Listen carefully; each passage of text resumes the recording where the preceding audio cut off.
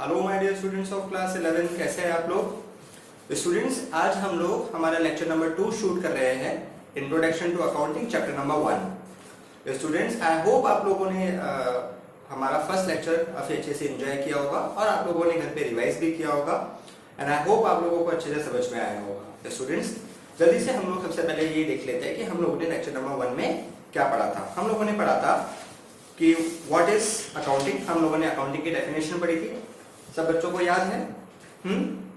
उसके बाद में हम लोगों ने पढ़ा था कैरेक्टरिस्टिक्स, अकाउंटिंग प्रोसेस, एडवांटेजेस और लिमिटेशंस ऑफ अकाउंटिंग। इसी के साथ साथ में हम लोगों ने पढ़ा था अकाउंटिंग साइंस है या फिर आर्ट है, ठीक है। फिर हम लोगों ने ब्रांचेस पढ़े थे अकाउंटिंग की। 3 ब्रांचेस होती है अकाउंटिंग की, कॉस्ट अकाउंटिंग, फाइनेंशियल अकाउंटिंग और मैनेजमेंट अकाउंटिंग। फिर हमने लास्ट टर्म कल पढ़ा था हम लोगों ने यस्टरडे कि बुक कीपिंग क्या होता है। क्या पढ़ा था? बुक कीपिंग, ठीक है बच्चों। तो बुक कीपिंग क्या होता है बेटा, ठीक है, एक बार जल्दी से वापस देख लेते हैं। बुक कीपिंग क्या है? पार्ट है किसका? अकाउंटिंग का, ठीक है। अकाउंटिंग वाइडर कॉन्सेप्ट है किससे? बुक कीपिंग से, ठीक है। और हमारा बुक कीपिंग का क्या प्रोसेस होता है? सबसे पहले आइडेंटिफाई द ट्रांजेक्शन, ठीक है। उसके बाद में उसको मेजर करना है मनी के अंदर, फिर उसको रिकॉर्ड करना है और क्लासीफाई करना है। बस 4 स्टेप्स है, ठीक है। जबकि अकाउंटिंग में स्टेप्स ज्यादा थे। इसके बाद में हम क्लासीफाई के बाद में अकाउंटिंग में समराइज भी करते थे, उसके बाद में इंटरप्रिटेशन करते थे रिजल्ट्स का और लास्ट में कम्युनिकेट करते थे।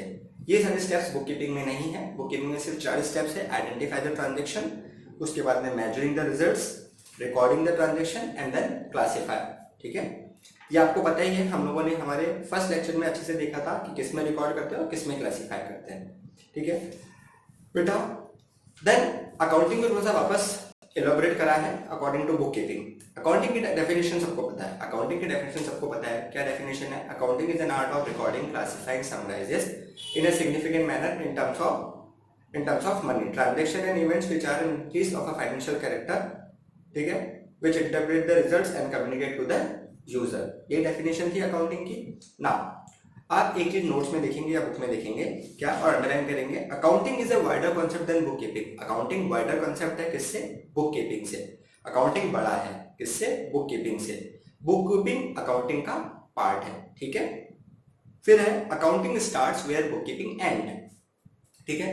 Accounting starts where bookkeeping and. Accounting वहां से स्टार्ट होती है जहां पे बुक कीपिंग खत्म होती है बेटा, क्योंकि आप लोगों के एग्जाम में 1-1 नंबर के काफी क्वेश्चन आएंगे, तो आपको छोटी छोटी चीजें याद रखनी पड़ेगी, ठीक है। क्या? Accounting is a wider concept than bookkeeping and accounting starts where bookkeeping end. Clear है? गुड। नाउ एक क्वेश्चन आप लोगों के आ सकता है एग्जाम में, डिफरेंस बिटवीन बुक कीपिंग और accounting. Difference between bookkeeping and accounting आप लोग अपने नोट्स में देखेंगे या फिर बुक में देखेंगे। क्या? सबसे पहले तो स्कोप में आप लोग दोनों की डेफिनेशन लिख देंगे, ठीक है। एक डिफरेंस तो हो जाएगा आपकी डेफिनेशन। दूसरा डिफरेंस है स्टेज। दूसरा डिफरेंस क्या लिखेंगे? स्टेज। जो हमारी बुक कीपिंग है वो प्राइमरी स्टेज है। सबसे पहले बुक कीपिंग हम लोग रिकॉर्ड करेंगे, उसके बाद में चीजों को एनालिसिस करेंगे। तो जो बुक कीपिंग है वो है प्राइमरी स्टेज और जो हमारी अकाउंटिंग है वो है हमारी सेकेंडरी स्टेज, ठीक है बेटा। गुड। फिर है ऑब्जेक्टिव। दोनों के पीछे क्या ऑब्जेक्टिव है? बुक कीपिंग को बनाने के पीछे ये ऑब्जेक्टिव हमारा कि हम लोग सिस्टमेटिक रिकॉर्ड्स को मेंटेन कर सके, ठीक है। हम हमारे ट्रांजेक्शन को अच्छे से मेंटेन कर सके, रिकॉर्ड रख सके। जबकि अकाउंटिंग का जो हमारा मकसद है बनाने के पीछे वो है नेट रिजल्ट्स, यानी कि हम लोगों को हमारा फायदा और नुकसान पता चल जाए और हमारे पास कितनी एसेट्स है और लायबिलिटीज है, ठीक है। मैं आगे समझाऊंगा आपको एसेट्स और लायबिलिटीज का मतलब। In short balance sheet. फिर है हमारा बेटा नेचर ऑफ जॉब, ठीक है। बुक कीपिंग हमारा रूटीन जॉब है। बुक कीपिंग क्या है? हमारा एक रूटीन जॉब है जो हम लोगों को करना है। अगर हम लोग बिजनेस कर रहे हैं तो हमको अकाउंटिंग करनी पड़ेगी। तो ये हमारा बुक कीपिंग जो है, रिकॉर्डिंग है, वो हमारा रूटीन जॉब है। जबकि अकाउंटिंग क्या है? एनालिटिकल एंड डायनेमिक जॉब है। एनालिटिकल और डायनेमिक क्यों है? क्योंकि यहाँ पे ज्यादा दिमाग लगाना पड़ता है, आपको सोचना पड़ता है, ठीक है। काम करने में इतनी मेहनत नहीं लगती बेटा जितना उसको सोचने में लगता है, क्योंकि अगर आपने सोचा ही गलत है तो जो आप करोगे वो तो गलत हो गई, ठीक है। तो that's why book keeping is a routine job, जबकि अकाउंटिंग है, ठीक है, लोगों को समझाना, ठीक है। पढ़ना अलग होता है, समझाना अलग होता है, ठीक है। तो आप लोग पढ़ रहे हो तो ये ठीक है, आपका एक रूटीन जॉब है, पर ठीक है मैं पढ़ रहा हूँ तो दिस इज एनालिटिकल जॉब, ठीक है। हाँ मैं खुद की तारीफ खुद कर रहा हूँ, बोलो क्या कर लोगे, ठीक है। सो स्टूडेंट्स, तो नेचर ऑफ जॉब क्या? रूटीन, एनालिटिकल और डायनेमिक है अकाउंटिंग का। फिर है परफॉर्मेंस।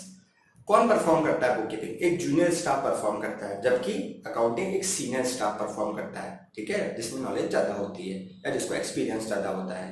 क्लियर है बच्चों? फिर है आपका स्पेशल स्किल्स। बुक कीपिंग करने में कोई स्पेशल स्किल्स की रिक्वायरमेंट नहीं होती है, जबकि अगर आप लोग अकाउंटिंग करोगे तो वहाँ पे आपको स्पेशल स्किल्स की रिक्वायरमेंट होगी, ठीक है। आप ध्यान रखिए इस चीज़ को, जब भी आप बुक कीपिंग कर रहे हो तो special skills is not required, बल्कि अगर आप लोग अकाउंटिंग करोगे तो आप लोगों को स्पेशल स्किल्स की रिक्वायरमेंट होगी, आपको एक्स्ट्रा नॉलेज की जरूरत होगी, ठीक है बेटा। Now the next term is accountancy. देखिए बेटा, 3 टर्म होती है, बुक कीपिंग, अकाउंटिंग और अकाउंटेंसी। इसको ऐसे समझना, बुक कीपिंग एक बेटा है, ठीक है, अकाउंटिंग उसके पिताजी है, ठीक है ना, और अकाउंटेंसी बाप के भी बाप है, यानी कि दादाजी, ठीक है ना। तो 3 जनरेशन आ गई, ठीक है। सो बुक कीपिंग किसका पार्ट था? अकाउंटिंग का। और ये मान के चलो कि अकाउंटिंग किसका पार्ट है? अकाउंटेंसी का। हाँ, थोड़ा सा बड़ा है, ठीक है ना, स्पेलिंग में थोड़ा सा ही डिफरेंस है, बट डिफरेंस बहुत बड़ा है अकाउंटिंग और अकाउंटेंसी। अकाउंटेंसी क्या है समझिए, accountancy is systematic knowledge. Accountancy क्या है? एक सिस्टमेटिक नॉलेज है, किस चीज की? अकाउंटिंग की। इट टीचर्स, ध्यान से देखना बेटा, it teaches how to deal with accounting, ठीक है। ये हमको सिखाता है कि हमको अकाउंटिंग से कैसे डील करना है, ठीक है। It teaches how to deal with accounting, ये हमको सिखाता है कि भाई अकाउंटिंग से किस तरीके से डील करना होता है हम लोगों को।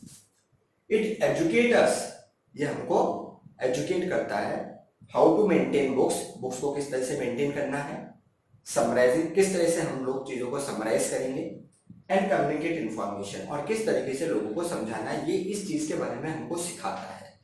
अल्टीमेटली बताओ, ये थ्योरेटिकल नॉलेज है क्या? अकाउंटेंसी। और अकाउंटिंग क्या है? एक प्रैक्टिकल चीज। इस चीज को ऐसे समझो, तुम एग्जाम में कब परफॉर्म करोगे? जब तुम पढ़ोगे, ठीक है। तो जो पढ़ने वाली चीज है ना, वो अकाउंटेंसी है, और जब परफॉर्म करने वाली चीज है वो है अकाउंटिंग, ठीक है। तो जब तक अगर आपको ये पता नहीं है, समझना, जैसे फॉर एग्जांपल आप स्विमिंग कर रहे हो, पर आप स्विमिंग कब करोगे? जब आप स्विमिंग सीखोगे। तो ये हमको सिखाता है, अकाउंटेंसी हमको सिखाता है कि अकाउंटिंग कैसे होती है, ठीक है। तो दैट्स व्हाई इट इज दादाजी, ठीक है। अकाउंटिंग दादाजी का बेटा, ठीक है। बुक कीपिंग अकाउंटिंग का बेटा, ठीक है। तो it educate us how to maintain books, summarising the information and communicate the result. It is the entire body of theory and practice. It is the entire body of theory and practice. जो accountancy है वो theoretical और practice हमको करवाती है, जबकि practical knowledge, practical जो हमको काम करना होगा वो करना होगा अकाउंटिंग में। इन शॉर्ट बेटा, it gives us theoretical knowledge about the accounting, ठीक है। तो अगर आपके पास डेफिनेशन आ जाएगी अकाउंटेंसी, तो आप पॉइंट्स में लिख सकते हो किस तरीके से। देखिए मैंने उसको नोट्स में अच्छे से पॉइंट्स में समझा रखी है सारी डेफिनेशन। क्या? Accountancy refers to a systematic knowledge of accounting. It teaches us how to deal with accounting. It educates us how to maintain books. Accountancy refers to an entire body of theory and practice of accounting. आपके book में भी है बेटा ये, और आपके notes में भी है, ठीक है। समझ में आया कि नहीं आया? ठीक है। नेक्स्ट टॉपिक है बेटा आप लोगों के ऑब्जेक्टिव्स ऑफ अकाउंटिंग। अकाउंटिंग बनाने के पीछे हमारा क्या मकसद है? पहला मकसद है हमारा मेंटेन सिस्टमेटिक रिकॉर्ड्स, कि हम लोग एक सिस्टमेटिक रिकॉर्ड मेंटेन करके चले, जिससे हम लोग सही रिजल्ट्स के ऊपर आ सकते हैं अकाउंट्स में। दूसरा है ascertain profit and loss, P&L। हमेशा ध्यान रखना है, मैं कोई चीजों का शॉर्ट फॉर्म काम में लूंगा तो आपको उसका मतलब समझ में आना चाहिए। P&L का मतलब होगा हमेशा प्रॉफिट एंड लॉस अकाउंट, ठीक है। BS का मतलब यहाँ पर होगा अकाउंट्स के अंदर बैलेंस शीट। क्या होगा? Balance sheet. Ascertain profit and loss, यानी कि हमको ये पता लग जाए कि कितना फायदा हुआ, कितना नुकसान हुआ, कितना प्रॉफिट हुआ और कितना लॉस हुआ। Ascertain financial position, balance sheet को बेटा फाइनेंशियल पोजीशन भी कहते हैं हम लोग। तो हमको ये पता चल जाए कि हमारी बैलेंस शीट में क्या है, हमको किसको पैसा देना है, किससे पैसा लेना है, हमने कितना पैसा लगाया है, कितनी बिल्डिंग है हमारे पास, कितनी लैंड है, कितनी मशीन है, ये सब चीजें हमको बैलेंस शीट से पता चल जाएगी। आई बात समझ में? असिस्ट मैनेजमेंट बेटा, एक थिंग मैं चीज वापस बताता हूँ आप लोगों को। कुछ बच्चे बोल रहे थे कि कभी कभार उनको आवाज क्लियर नहीं आ रही है, ठीक है, वीडियो में। तो बेटा अगेन मैं कहता हूँ कि आप लोग हेडफोन्स कान में लीजिए, या फिर स्पीकर से आप लोग वीडियो को देखिए, देखिए आप लोगों को सब चीज़ क्लियरली सुनाई और दिखाई देगी, ठीक है। और ब्राइटनेस 100% कर लीजिए अपने अपने मोबाइल में, ठीक है। असिस्ट मैनेजमेंट, मैनेजमेंट को क्या करता है, हेल्प करता है। कौन, अकाउंट्स। डेफिनेटली अगर हम लोगों को कोई डिसीजन लेना है तो हम अकाउंट्स को देख के ले सकते हैं, तो that's why it's assist management. ये वर्ड बेटा बार बार आएगा, ठीक है ना, असिस्ट मैनेजमेंट, ठीक है। मैनेजमेंट को हेल्प करता है अकाउंटिंग, दैट्स व्हाई हम लोगों को अकाउंटिंग की रिक्वायरमेंट है। क्लियर है। फिर है communicate information to the user, ठीक है। अगर कोई यूजर को, यानी कि जो हमारे अकाउंट्स जिस लोगों को जरूरत है, ठीक है, अकाउंट्स उनको हेल्प करता है, उनको कंपनी की फाइनेंशियल इन्फॉर्मेशन प्रोवाइड करता है। मान लीजिए कोई इंसान हमको पैसे दे रहा है यार उधार, तो वो कब देगा, जब उसको हमारी फाइनेंशियल पोजीशन के बारे में पता होगा। तो that's why we communicate information to the user by the accounting. तो क्लियर है आप लोगों को सारे ऑब्जेक्टिव्स। क्या, maintain systematic record, ascertain profit and loss account, assist ascertain financial position यानी कि बैलेंस शीट, मैनेजमेंट को हेल्प करता है और कम्युनिकेट करता है इन्फॉर्मेशन किसको, यूजर को। क्लियर बेटा। फिर है फंक्शंस, क्या क्या काम करता है अकाउंट्स। पहला है again maintain systematic record, same. Communicate financial result, same, अपने रिजल्ट्स कम्युनिकेट करता है, फाइनेंशियल इन्फॉर्मेशन लोगों को बताता है। मीटिंग लीगल रिक्वायरमेंट्स, ठीक है बेटा। एक चीज ध्यान रखना, एक होता है फाइनेंशियल पोजीशन, एक होता है फाइनेंशियल रिजल्ट। दोनों में क्या फर्क है, फाइनेंशियल पोजीशन का मतलब है बैलेंस शीट, फाइनेंशियल रिजल्ट का यहाँ पे मतलब है पीएनएल और बैलेंस शीट दोनों इंक्लूड कर लेता है, ठीक है। फाइनेंशियल रिजल्ट में दोनों चीजें इंक्लूड हो जाएगी आप लोगों की, प्रॉफिट एंड लॉस अकाउंट और बैलेंस शीट, जबकि फाइनेंशियल पोजीशन में सिर्फ बैलेंस शीट होती है, ठीक है। मीटिंग लीगल रिक्वायरमेंट, आरईक्यू का मतलब है रिक्वायरमेंट, ठीक है, शॉर्ट फॉर्म में लिखा है मैंने। मीटिंग लीगल रिक्वायरमेंट का क्या मतलब है कि भाई आज हम लोगों को जीएसटी पे करना है, टैक्स पे करना है, तो किस बेसिस पे करोगे, अकाउंट्स के बेसिस पे। तो गवर्नमेंट ने कह रखा है कि आपको कंपलसरी है उस केस में अकाउंट्स बनाना, ठीक है। सो मीटिंग लीगल रिक्वायरमेंट्स, तो कुछ लीगल लॉ है उसके अकॉर्डिंग हम लोगों को बनाने ही पड़ेंगे अकाउंट्स, नहीं बनाओगे तो आपके ऊपर पेनल्टी लगेगी, ठीक है। फिर है प्रोटेक्टिंग बिजनेस असेट्स, ये BUSS का मतलब है बिजनेस, प्रोटेक्टिंग बिजनेस असेट्स। आप लोगों के नोट्स में फुल फॉर्म गिवन है। प्रोटेक्टिंग बिजनेस असेट्स क्या मतलब है, प्रोटेक्टिंग बिजनेस असेट्स का, मान लो एक मेरा बहुत बड़ा कोचिंग इंस्टीट्यूट है, ठीक है, स्पेशलिटी कॉमेट, आप सबको पता है, और वहां पे बहुत सारी असेट्स है, फर्नीचर है, ठीक है, एसी है, और उसकी बहुत सारी ब्रांचेस है। फॉर एग्जांपल अब मान लीजिए कोई चेयर ऑफिस से गायब हो गई, ठीक है ना, बहुत सारी चेयर्स है, ऑफिस में से कोई चीज गायब हो गई, तो मुझे कैसे पता चलेगा, मैं रोड्स तो गिनूंगा नहीं, ठीक है ना, और इतनी सारी चेयर्स है तो कोई एक चीज गायब हो जाएगी तो पता लगेगा नहीं। हाँ, बट अगर मैं जिस दिन अकाउंट्स चेक करूंगा उस दिन देखूंगा कि मेरे पास में इतनी चेयर्स है, क्योंकि अकाउंट्स में तो हर चीज रिकॉर्ड होगी, कोई चीज परचेज करिए, पैसे दिए तो रिकॉर्ड तो होगी। तो किसी दिन मैंने कह दिया कि देखिए 100 चेयर्स है, आप लोग चेक कीजिए, तो मुझे पता चल जाएगा कि हाँ भाई इसमें से एक चेयर गायब हो गई। अगर मैं रिकॉर्ड ही नहीं करता जब मैं वो चेयर लाता, ठीक है, और अकाउंट में इसको रिकॉर्ड ही नहीं करता, तो कभी मुझे पता नहीं चलेगा कि इसमें से कोई चीज गायब हो गई है। बेटा इस चीज को देखो, ऐसा मतलब समझना है, आप पैसा कमा रहे हो, ठीक है ना, कमाए जा रहे हो कमाए जा रहे हो कमाए जा रहे हो पैसा, 1 साल 2 साल 3 साल 4 साल, ठीक है, आपके पास कोई हिसाब नहीं है, पैसा आता है खर्च हो जाता है, फिर कमाते हो फिर खर्च हो जाता है, ठीक है।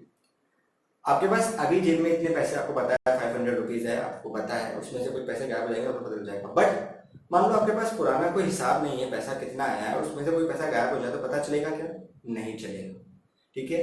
तो अगेन हमारी बिजनेस असेट्स को कौन बचा के रखता है, अकाउंट बचा के रखता है। हम लोगों को पता चल जाएगा और हम उसके ऊपर इंक्वायरी बिठा के चेक कर सकते हैं कि वो चीज कहाँ गायब हुई है, ठीक है। तो बिजनेस असेट्स को कौन बचा के रखता है, हमारी अकाउंट्स बचा के रखती है, ठीक है। Assistance to management, again management को हेल्प करता है अकाउंट्स। एंड लास्ट है स्टूवर्डशिप। स्टूवर्डशिप का मतलब है director act as a trustee. ध्यान रखना, अगर अकाउंट्स बन रहे हैं तो जो कंपनी के डायरेक्टर होते हैं या कंपनी के कोई भी बिजनेस के सोल प्रोपराइटर होते हैं, ओनर होते हैं, वो इस तरीके से काम करते हैं, उनको अकाउंट्स इस तरह से बनाते हैं और सब चीज़ों का ध्यान रखते हैं, क्योंकि उनको पता है कि अकाउंट बनेंगे तो सब चीज़ें सामने आएगी, ठीक है। तो डायरेक्टर किसका काम करते हैं यहाँ पे, एज अ ट्रस्टी काम करते हैं, उसकी देखभाल करके रखते हैं, किसकी, चीज़ों की, क्योंकि उनको पता है कि अकाउंट्स मेंटेन हो रहे हैं। समझ में आया बेटा।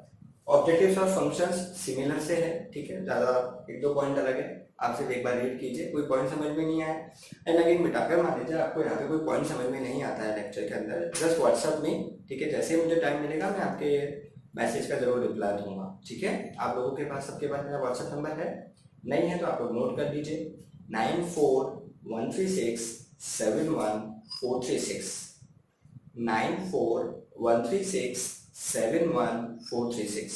क्लियर है बेटा? ओके,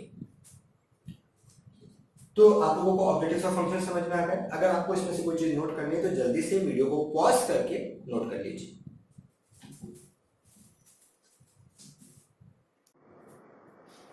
हाँ बेटा, कर लिया नोट? ठीक है। फिर है बेटा नेक्स्ट टॉपिक है आप लोगों के अकाउंटिंग इंफॉर्मेशन। क्या है? अकाउंटिंग इंफॉर्मेशन, ठीक है, ध्यान से देखना। What do mean by accounting information? जल्दी से बुक में या नोट्स में देखिए डेफिनेशन क्या है। It refers to a financial statement.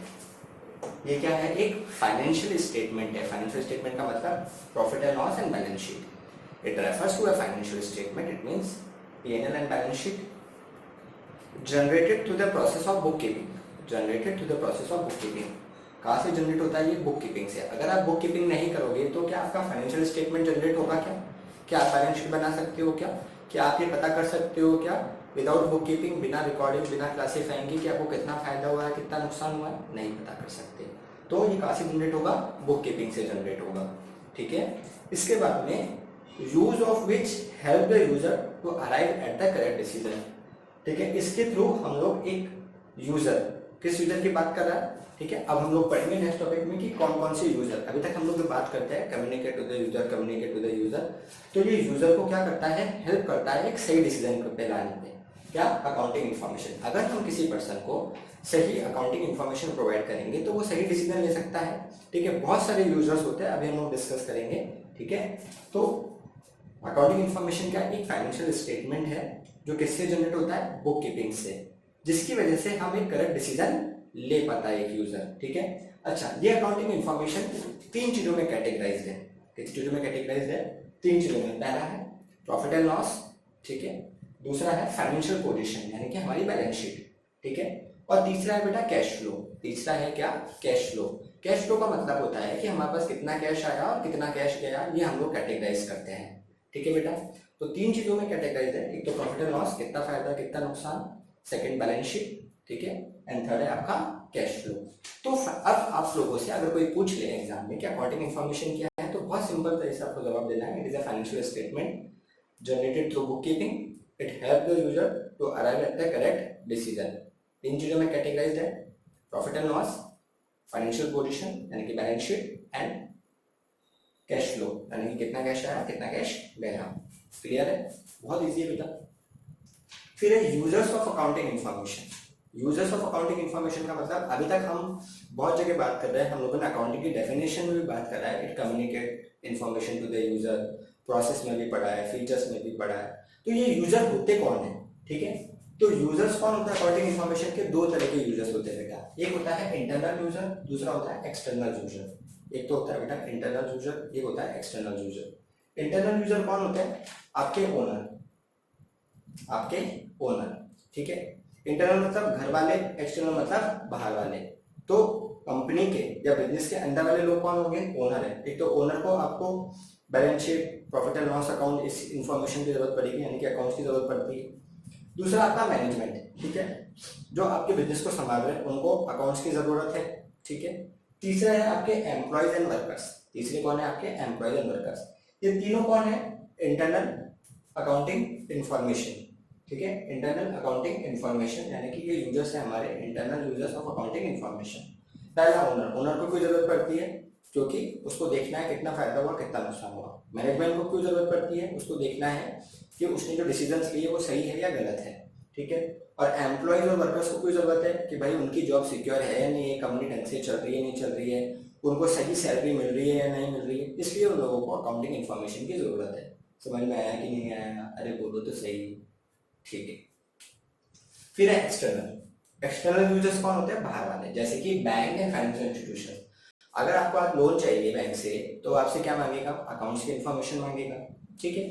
दूसरे इन्वेस्टर्स जो आपके बिजनेस में पैसा लगाना चाहते हैं वो कब आपके बिजनेस में पैसा लगाएंगे? जब वो आपकी फाइनेंशियल पोजीशन चेक करेंगे, ठीक है।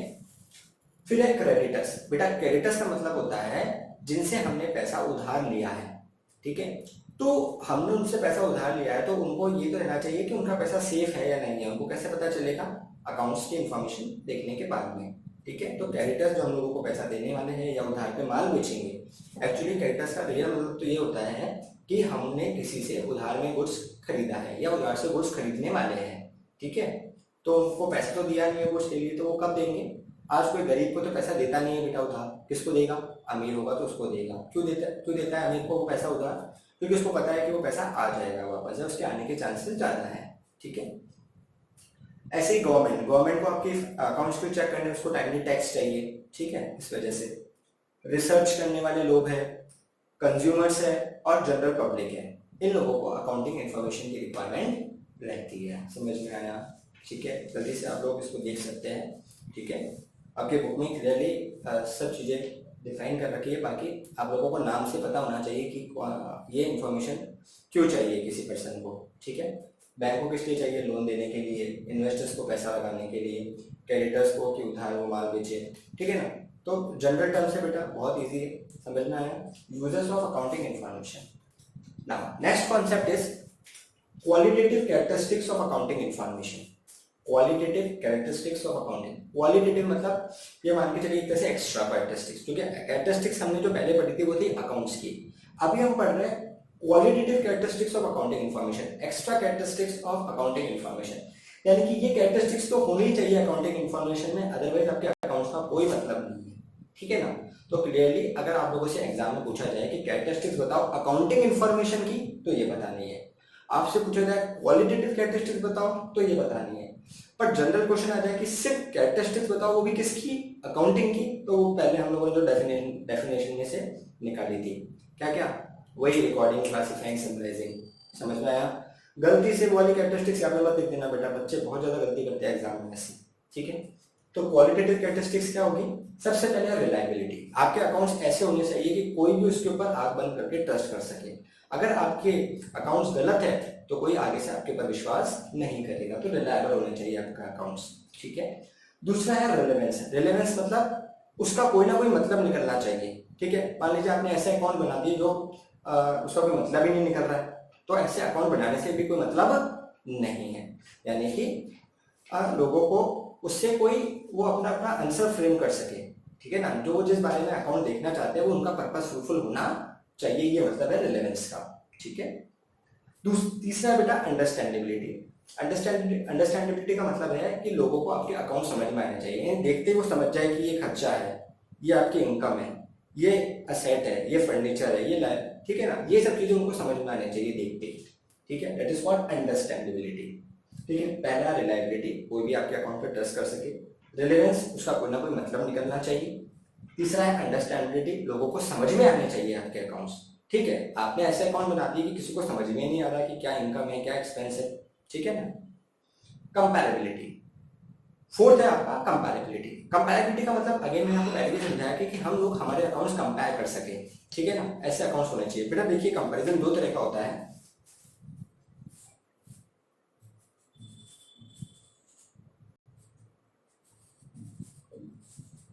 एक होता है इंट्रा कंपैरिजन, एक होता है इंटर कंपैरिजन। इंट्रा कंपैरिजन क्या होता है? खुद से।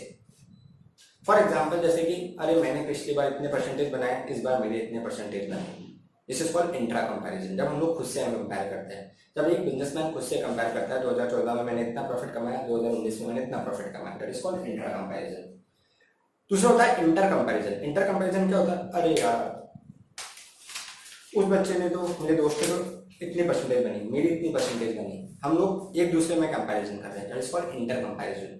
ऐसे ही एक बिजनेसमैन दूसरे बिजनेसमैन से कंपेयर करता है तो उसे कहेंगे इंटर कंपैरिजन। तो आपके अकाउंट्स इस तरीके से बनने चाहिए जिससे आप लोग अपने अकाउंट्स को उसके अकाउंट से कंपेयर कर सको, ठीक है। अगर कंपेयर नहीं कर पाओगे, बेसिकली अकाउंट बनाने के पीछे बेटे जब आप हायर स्टडीज करोगे कॉमर्स की, तो आप लोगों को 2-2 साल की बैलेंस शीट प्रेजेंट करनी होती है, 2 साल के अकाउंट्स दिखाने होते हैं एक साथ। क्यों? जिससे लोग कंपेयर कर सके कि पिछली बार आपने इतना कमाया, इस साल आपने इतना कमाया। समझ में आया? तो कंपैरेबिलिटी होनी चाहिए आपके अकाउंट्स में, इस तरीके से आपके अकाउंट्स मेंटेन होने चाहिए। कंपैरेबिलिटी दो तरह से होती है, इंट्रा यानी कि खुद से, इंटर किसी और से, ठीक है। समझ में आया? सो क्या क्या क्वालिटेटिव कैरेक्टरिस्टिक्स है, वापस बिना लिखे बोर्ड पे, रिलायबिलिटी, रिलेवेंस, अंडरस्टैंडेबिलिटी और कंपैरेबिलिटी। ठीक है, गुड। ठीक है बेटा, अगर कोई चीज नोट करनी है जल्दी से बोर्ड पे से नोट कर लीजिए, फिर हम लोग आगे बढ़ते हैं। ठीक है, और जो नेक्स्ट टॉपिक है हमारा बेटा, वो पूरे बुक में काम में आएगा, पूरे कॉमर्स में काम में आएगा, जब तक आप जियोगे कॉमर्स के साथ तब तक काम में आएगा। ठीक है, जल्दी से फटाफट आपको यहाँ से कोई चीज नोट करनी है तो वीडियो को पॉज करके नोट कर लीजिए।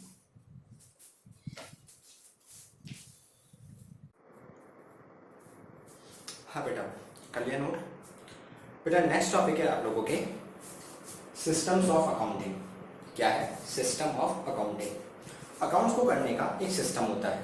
ठीक है, उस सिस्टम के दो पार्ट हैं, एक है डबल एंट्री सिस्टम और दूसरा है सिंगल एंट्री सिस्टम। जो आपकी बुक है टीएस ग्रेवाल, उसका नाम भी ग्रेवाल से हमने क्या रखा है? Double entry book keeping. क्या है आपकी बुक का नाम? Double entry book keeping. Book keeping का मतलब आप लोगों को समझ में आया होगा। ठीक है, तो what do you mean by double entry? ठीक है, दो सिस्टम होता है अकाउंटिंग के, एक डबल एंट्री, दूसरा सिंगल एंट्री। पूरी जो अकाउंटिंग है वो डबल एंट्री सिंगल एंट्री के अंदर हुई हुई है। ठीक है, और आज की तारीख में 99% पूरी दुनिया कौन सा सिस्टम फॉलो करती है? Double entry system. ठीक है, पहले के ज़माने में, ठीक है, मैं ज़माना कहने का मतलब ये है मेरा, आज के 20-25 साल पहले अगर कोई सिस्टम फॉलो होता था तो होता था सिंगल एंट्री सिस्टम। ठीक है, उस समय भी डबल एंट्री था, बट उस समय ज़्यादातर लोग सिंगल एंट्री काम में लेते थे। बट आज की तारीख में, ठीक है, 99.9% लोग कौन सा सिस्टम फॉलो करते हैं? Double entry system. अभी मैं बताऊंगा कि उसके पीछे क्या कारण है। ठीक है, तो सबसे पहले समझते हैं what do you mean by double entry. Double entry का मतलब होता है, ध्यान से देखना आप लोग अपने अपने नोट्स में, द सिस्टम विच रिकॉग्नाइज, क्या डेफिनेशन है इसकी? The system which recognise and record.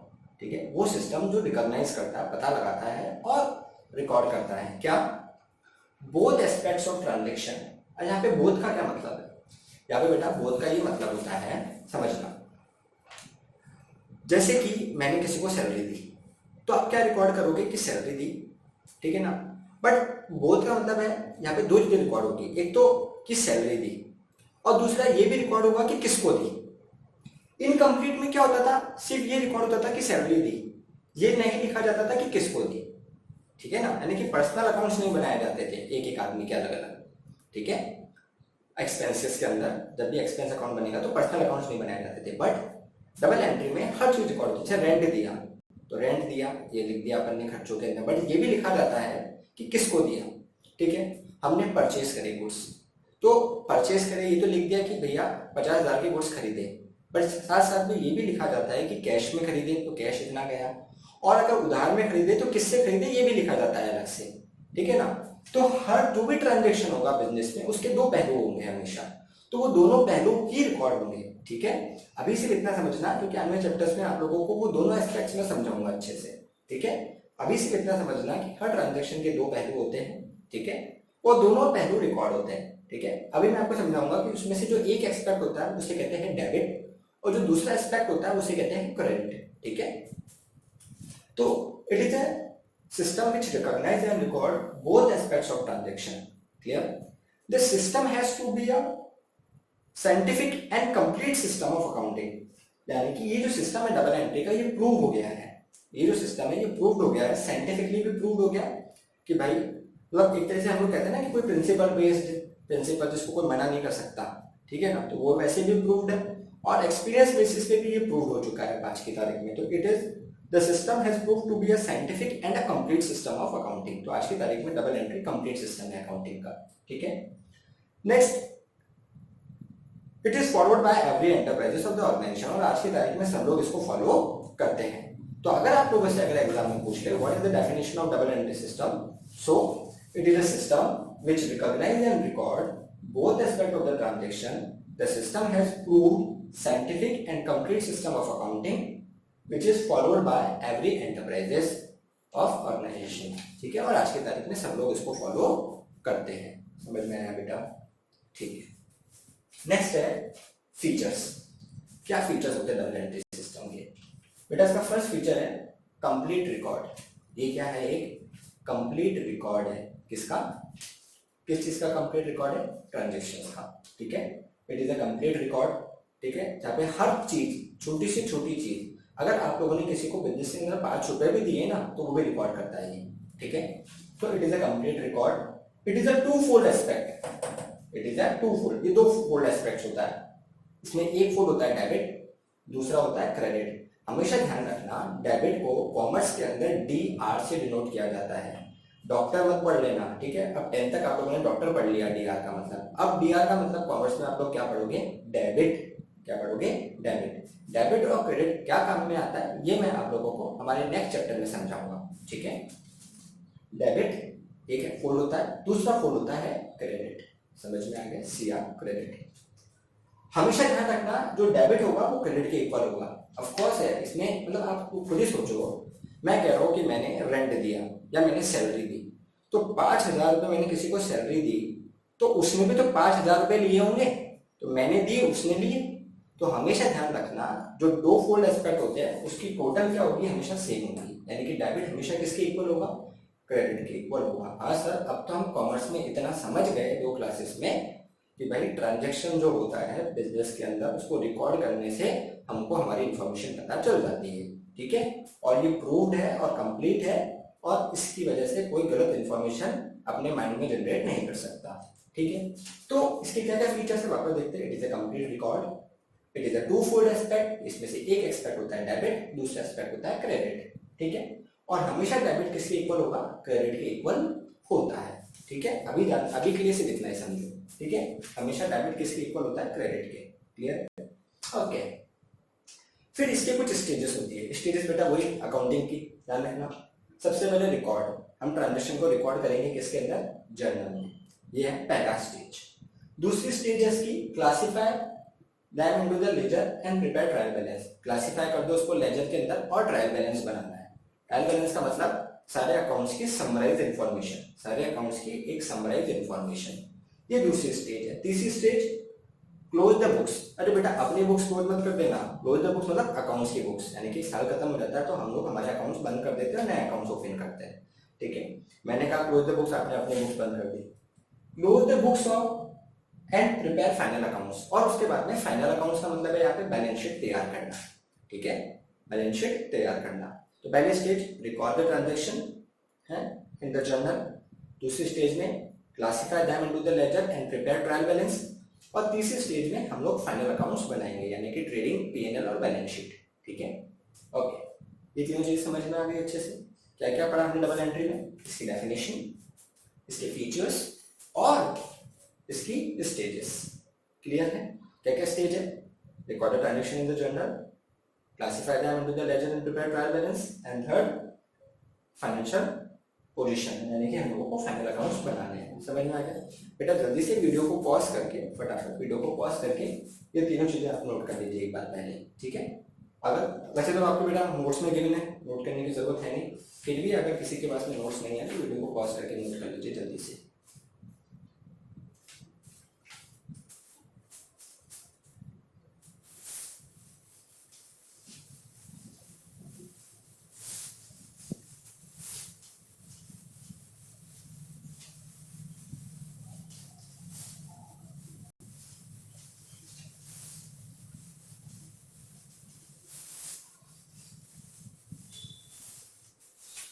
ठीक है बेटा, अब हम लोग पढ़ते हैं इसके एडवांटेजेस।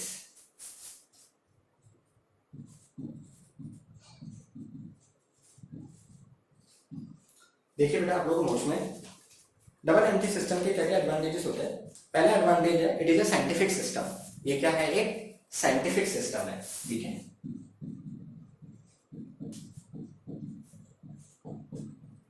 साइंटिफिक सिस्टम क्यों है? क्योंकि ये प्रूव हो चुका है कि भाई ये बिल्कुल सही है, ठीक है।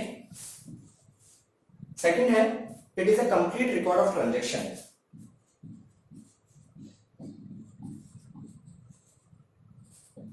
ये कंप्लीट रिकॉर्ड है ट्रांजैक्शन का, ठीक है। थर्ड देखिए नोट्स में check on accuracy of accounts, या फिर बुक में देखिए आप लोगों की बुक में ले लेके है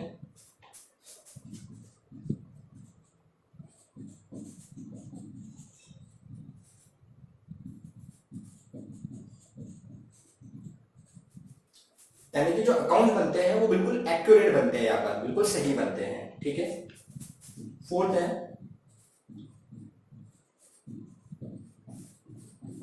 हम लोग यहाँ पे प्रॉफिट एंड लॉस के बारे में पता कर सकते हैं, ठीक है। वो तो पता ही है हम लोगों को, अकाउंट्स में पता कर सकते हैं हम लोग।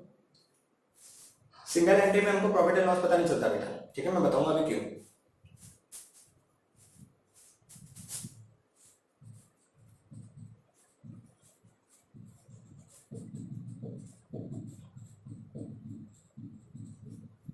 Knowledge of financial position, knowledge of financial position यानी कि बैलेंस शीट की इंफॉर्मेशन हम लोगों को यहाँ पे पता चल जाती है, ठीक है।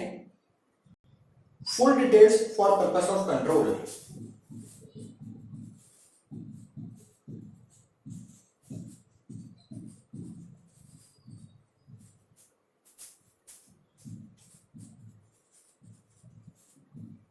अगर हम लोगों को कोई चीज कंट्रोल करनी है तो हम लोग डबल एंट्री सिस्टम के थ्रू चीजों को कंट्रोल कर सकते हैं, ठीक है। Comparative study is possible,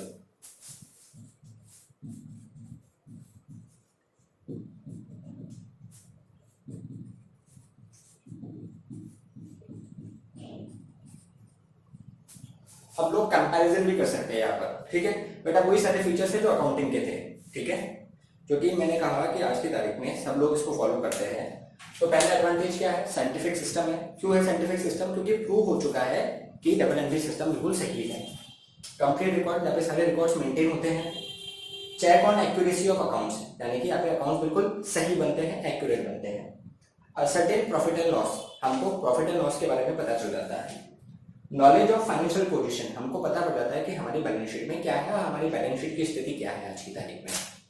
full details for the purpose of control, हम लोग हर चीज को कंट्रोल कर सकते हैं। और कंपैरेटिव स्टडीज पॉसिबल, और हम लोग इंट्रा और इंटर फर्म कंपैरिजन भी कर सकते हैं। किसके थ्रू? डबल एंट्री के थ्रू, ठीक है। किसी को नोट करना है तो बेटा वीडियो को पॉज करके जल्दी से नोट कर लीजिए। 2 पॉइंट और है इसके कंपैरेटिव स्टडीज पॉसिबल के बाद।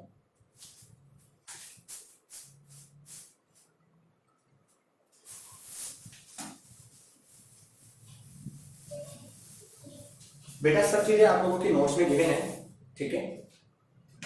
फिर है helps management in decision making.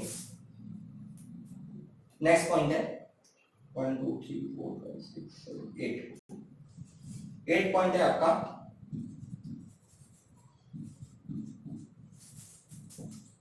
Helps management in decision making.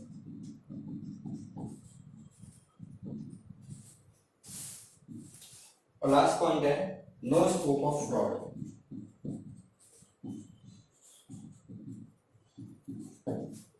ठीक है बेटा, सो ये एडवांटेजेस है आपके।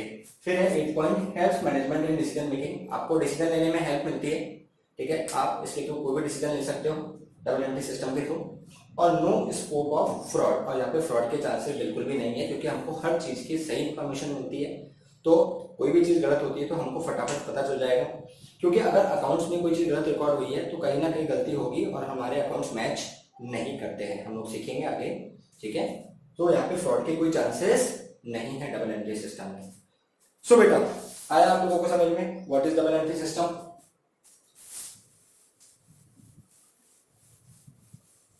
Now what is single entry system? क्या होता है सिंगल एंट्री सिस्टम? ये देखेंगे सब बच्चे नोट्स में। सिंगल एंट्री सिस्टम का बेटा एक तो दूसरा एक नाम होता है, इसे कहते हैं इनकम्प्लीट रिकॉर्ड्स। क्या कहते हैं इसको?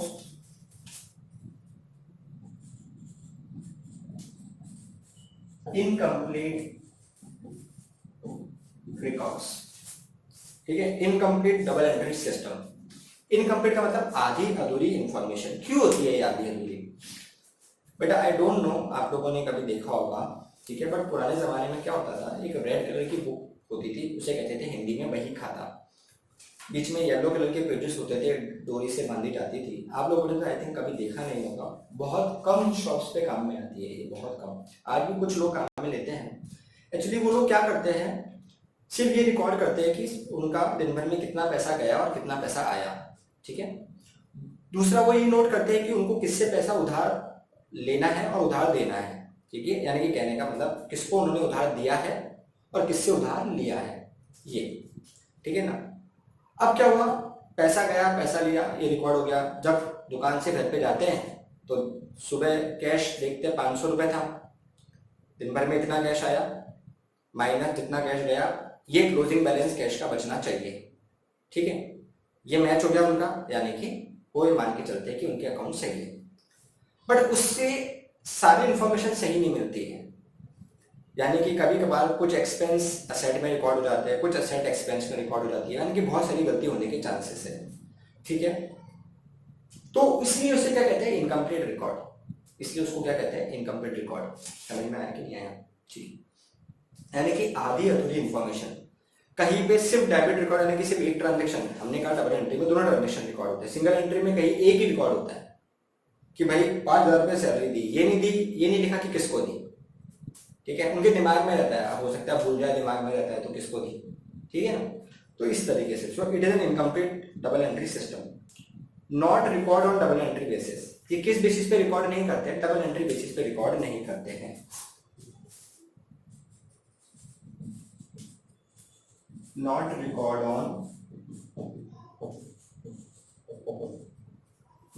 On double entry basis. Double entry basis पे सिंगल एंट्री रिकॉर्ड नहीं होती है। ठीक है बेटा, फिर है some transaction both, some transaction one and some transaction no transaction record at all. क्या मतलब है इसका? कुछ transaction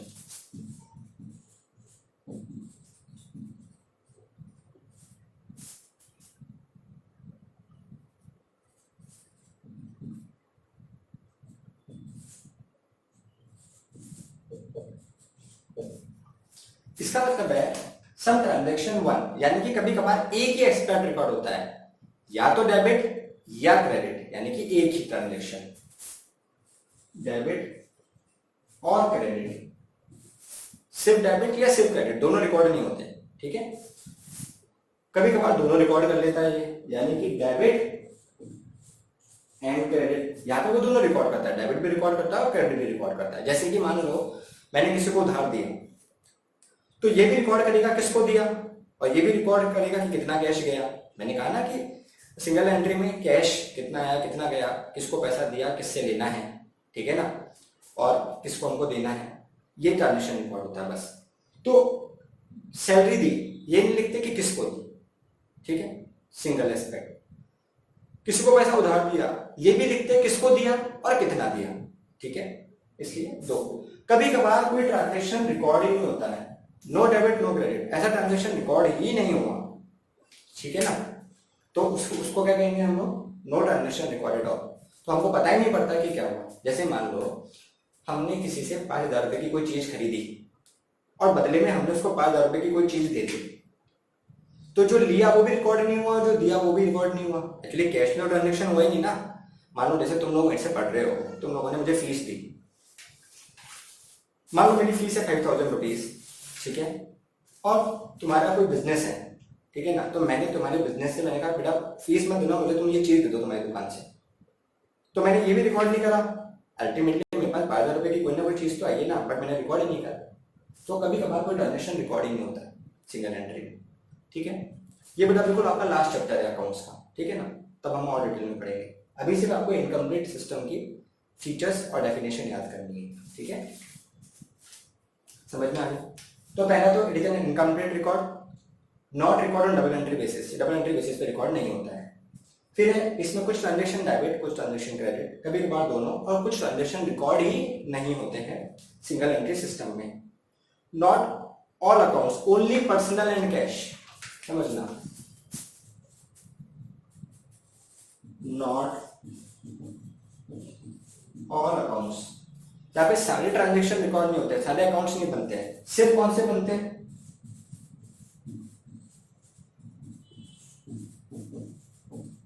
only personal and cash, सिर्फ पर्सनल अकाउंट कि भाई आप किसको पैसा दिया है, किससे लेना है, किसको देना बाकी है, ये सब, और सिर्फ कैश, कितना पैसा आया कितना पैसा गया, समझ में आ गया। ओके, फिर है नॉट रिलायबल, हम इसके ऊपर ट्रस्ट भी नहीं कर सकते हैं, ठीक है,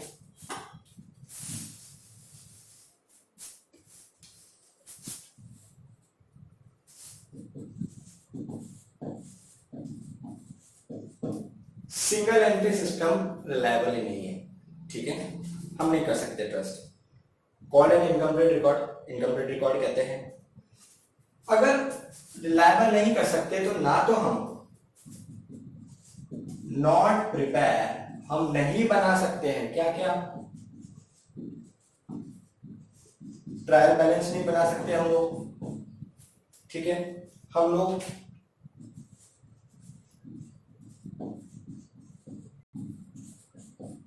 प्रॉफिट एंड लॉस अकाउंट के बारे में पता नहीं कर सकते हम लोग,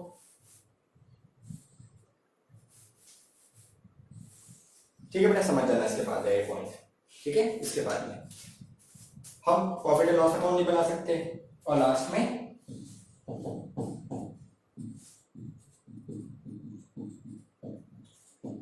हम लोग बैलेंस शीट भी प्रिपेयर नहीं कर सकते हैं, किससे, इनकम्प्लीट रिकॉर्ड से। So it is an incomplete record, not record on double entry basis पे। डेबिट क्रेडिट कभी तो रिकॉर्ड हो जाता है, कभी रिकॉर्ड नहीं होता है। नॉट ऑल अकाउंट्स, सारे अकाउंट्स नहीं बनाए जाते, सिर्फ पर्सनल और कैश अकाउंट बनाया जाता है सिंगल एंट्री में। डबल एंट्री में सारा एक एक अकाउंट बनाया जाता है, छोटी से छोटी चीजों का। Not reliable, single entry system पे हम रिलाय नहीं कर सकते। और हम लोग सिंगल एंट्री सिस्टम में ट्रायल बैलेंस, पीएनएल और बैलेंस शीट भी नहीं बना सकते, क्योंकि हमारे पास सारी इंफॉर्मेशन अवेलेबल नहीं है बेटा। सो बेटा इसी के साथ में हम लोग हमारा चैप्टर नंबर 1 कंक्लूड करते हैं, फिनिश कर सकते हैं, ठीक है। आप लोग बेटा एक बार घर पे जाके अच्छे से, आप लोग सॉरी घर पर ही है आप लोग तो, ठीक है ना, तो आप लोग घर पे अच्छे से इस चैप्टर नंबर 1 को रिवाइज करिए, नोट्स को एक बार अच्छे से पढ़िए। कोई प्रॉब्लम है तो मुझे व्हाट्सअप कीजिए, मैं आप लोगों को एक दिन का टाइम देता हूँ, ठीक है। एक दिन बाद हम लोग हमारा चैप्टर नंबर 2 स्टार्ट करेंगे वापस, ठीक है। आप लोग ढंग से हर चीज़ को पढ़ के देखिए, कोई प्रॉब्लम है तो पूछिए, क्योंकि बेटा मैं आप लोगों को डायरेक्ट प्रैक्टिकल क्वेश्चंस पे इसलिए लेके नहीं जाना चाहता, क्योंकि बहुत जगह आप लोग देखेंगे कि डायरेक्ट प्रैक्टिकल क्वेश्चंस कराए जाते हैं, बट तब तक आपका बेस स्ट्रांग नहीं होगा, ये छोटी छोटी चीज़ें हैं वो स्ट्रांग नहीं होगी, आपको समझ में नहीं आएगी, तो आपको कॉमर्स अच्छे से समझ में नहीं आएगी बेटा, ठीक है बेटा। तो आप लोग अच्छे से समझिए, ठीक है, अच्छे से रिवाइज कीजिए। कोई प्रॉब्लम है तो आप मुझे कॉल कर सकते हैं, मुझे व्हाट्सअप कर सकते हैं, मुझे मेल कर सकते हैं, ठीक है। आप लोगों के पास में अगर कोई भी चीज़ की दिक्कत है, प्रॉब्लम है, तो आप मुझे कॉल कर सकते हैं। आप लोगों के सबके पास मेरा कॉन्टैक्ट नंबर है, ठीक है, 9610593310। आई हेमंत गोयल सर, ठीक है। टिल देन बेटा be safe in your home, thank you so much.